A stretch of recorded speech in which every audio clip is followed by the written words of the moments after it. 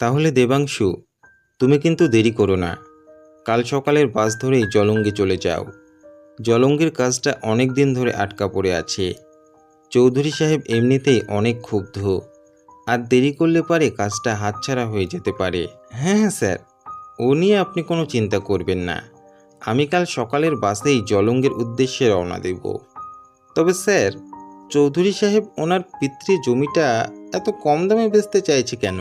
আমি ঠিক বুঝতে পারছি না। ওনাদের তো টাকা পয়সার অভাব নেই, জমিটায় কোনো গন্ডগোল নেই তো। বড় লোকের বড় বড় ব্যাপার, বুঝলে দেবাংশু? ওসব ভাবা আমাদের কাজ নয়।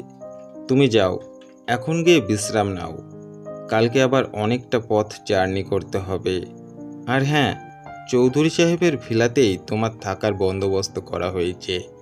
আমি চৌধুরী সাহেবের সাথে কথা বলে নিয়েছি, আশা করি তোমার কোনো অসুবিধা হবে না। ঠিক আছে স্যার, এখন আসি তাহলে। আমার নাম দেবাংশু, দেবাংশু ভট্টাচার্য। পেশায় একজন প্রমোটার। প্রমোটারের চাকরিটা আমি শখ করেই করি বলতে পারেন। আসলে আমার ভ্রমণ করতে খুবই ভালো লাগে।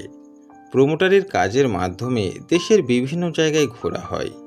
এই তো কিছুদিন আগেই এক জমি সংক্রান্ত কাজে দার্জিলিংয়ে গিয়ে দার্জিলিংটা ঘুরে আসলাম। এছাড়াও মন্দারমণি, মুকুটমণিপুর, কৃষ্ণনগর, মুর্শিদাবাদ, কত জায়গায় না গিয়েছি।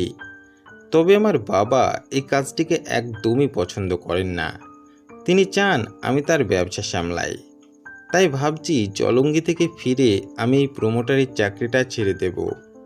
অনেক তো নিজের ইচ্ছে মতো ঘুরলাম, এবার একটু বাবার ইচ্ছেটাকেও পূরণ করি। স্যার তো বলল জলঙ্গি বাস স্ট্যান্ডে নেমে কোনো এক অটোওয়ালাকে বললেই নাকি তিনি আমায় চৌধুরী সাহেবের বাড়িতে নিয়ে যাবে। ওই তো ওই তো একটা অটো দেখা যায়, ওনাকেই জিজ্ঞাসা করি। এই যে দাদা, চৌধুরী সাহেবের বাড়ি যাবেন? হ্যাঁ যেতে পারি, তবে 100 টাকা লাগবে। আচ্ছা, 100 টাকাই দেব, চলেন। অটো থেকে নেমে ভাড়া মিটিয়ে চোখ ফেরাতেই দেখি চৌধুরী ভিলার গেটের সামনে দাঁড়িয়ে আছে একটি বৃদ্ধ লোক। আমি বৃদ্ধ লোকটিকে কিছু বলার আগেই বৃদ্ধ লোকটি আমায় বলে, তুমিই কি দেবাংশু বাবা? হ্যাঁ, আমিই দেবাংশু, কিন্তু আপনি কে? আমি এই চৌধুরী ভিলার কেয়ারটেকার বাবা। চৌধুরী সাহেব বলেছিল তুমি আসবে, তাই তো দাঁড়িয়ে আছি। চলো, তোমাকে তোমার থাকার জায়গাটা দেখিয়ে দিই। হ্যাঁ চলেন। শোনো বাবা, একটু দূরেই বাজার আছে। রাতের খাবারটা বাজারের কোনো এক হোটেলে সেরে নিও। খাবার দাবারের ব্যবস্থা নেই। আর হ্যাঁ, রাত বিরতে ঘর থেকে বাইরে বেরিয়েও না যেন। এখন আমি আসি। এই বলে বৃদ্ধ লোকটি চলে যায়। আমিও একটু বিশ্রাম নেওয়ার জন্য বিছানায় করতেই আর কখন যে ঘুমিয়ে যায় বুঝতেই পারি না। ঘুম ভাঙে সন্ধে 7টায়। ঘুম ভাঙতেই কিছু খাবার উদ্দেশ্যে আমি বাজারের দিকে রওনা দিই।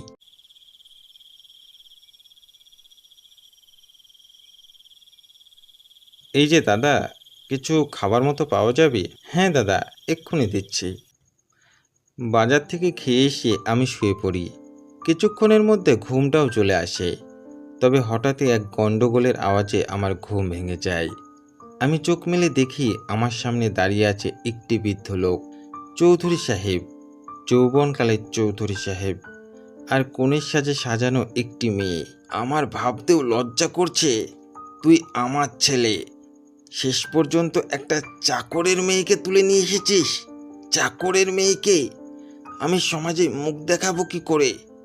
সামান্য কটা টাকার বিনিময়ে যার বাবা আমার গোলামি করে, তার মেয়ে হবে আমার বাড়ির বউ? অসম্ভব। তুই এক্ষুনি মেয়েটিকে তার বাবার বাড়িতে দিয়ে আসবি। কিন্তু বাবা, আমি ওকে বিয়ের পিঁড়ি থেকে তুলে নিয়ে এসেছি, আর আমি ওকে ভালোবাসি। চুপ কর বেয়াদব। ভালোবাসা? আমি এই ছোট লোকের মেয়েদের খুব ভালো করে চিনি। বড় লোকের ছেলে দেখলেই এরা তার ভালোবাসার জালে ফাঁসানোর ফন্দি খোঁজে। বাবা, তুমি কিন্তু এবার তোমার সীমা ছাড়িয়ে যাচ্ছ। যত বড় মুখ নয় তত বড় কথা। তুই এক্ষুনি এই মেয়েটিকে নিয়ে আমার বাড়ি থেকে বেরিয়ে যাবি। আমি তোকে ত্যায্য পুত্র করলাম। ঠিক আছে, চলে যাচ্ছি। তবে মনে রেখো বাবা, আমি আর কোনোদিন এই বাড়িতে ফিরবো না। কোনোদিন না, কোনোদিন না। হ্যাঁ, যা যা, আমার বাড়ি থেকে বেরিয়ে যা। আমিও দেখবো তোর ভালোবাসা তোর কাছে কতদিন থাকে। অভাব যখন দরজায় এসে দাঁড়াবে, ভালোবাসা তখন জানালা দিয়ে পালাবে। জানালা দিয়ে বেরিয়ে যা আমার বাড়ি থেকে, বেরিয়ে যা। চৌধুরীবাবু মেয়েটিকে নিয়ে ওখান থেকে বেরিয়ে যায়। নিজের অজান্তেই আমি চৌধুরী বাবুকে আটকাতে ওনার পেছনে ছুটি। তবে দরজার বাইরে বেরিয়ে আমি আর চৌধুরী বাবুকে দেখতে পাই না। তাই পুনরায় ঘরে ফিরি। ঘরে ফিরতেই দেখি বৃদ্ধ লোকটিও ওখানে নেই। চোখের পলক পড়তেই বৃদ্ধ লোকটি আবার আমার সামনে প্রকট হয়। আমি এখনও জ্ঞানশূন্য অবস্থায়। কে কে কে আপনি? কে আপনি? ভয় পেও না বাবা, আমি তোমার কোনো ক্ষতি করব না। আমার নাম অভয় চৌধুরী, তোমাদের নিলয় চৌধুরীর বাবা। আমার একটা ছোট্ট কাজ তোমায় করে দিতে হবে বাবা। কি কাজ? নিলয়কে বলো ওকে বাড়ি থেকে তাড়িয়ে দেওয়ার পর আমি আমার ভুল বুঝতে পারি, সে যেন আমাকে মাফ করে দেয়। তার মাফি ছাড়া যে আমি মরেও শান্তি পাচ্ছি না বাবা, মরেও মুক্তি পাচ্ছি না। আমার পিণ্ডিটা সে যেন গঙ্গার জলে ভাসিয়ে আমায় মুক্তি দেয়, আমায় মুক্তি দেয়, আমায় মুক্তি দেয়। এই বলে কাঁদতে কাঁদতে বৃদ্ধ লোকটি কোথায় যেন মিলিয়ে যায়। পরের দিন সকালে আমার ঘুম ভাঙে। আমি বুঝতে পারছিলাম না কাল রাতে যেটা দেখলাম সেটা স্বপ্ন ছিল না বাস্তব। তবে জলঙ্গি থেকে ফিরে আমি চৌধুরী সাহেবকে সবটা খুলে বলি। সবটা শুনে চৌধুরী বাবু তার বাবাকে মাফ করে দেয়, আর তার বাবার শেষ কাজটাও সম্পূর্ণ করে তার বাবাকে মুক্তি দেয়।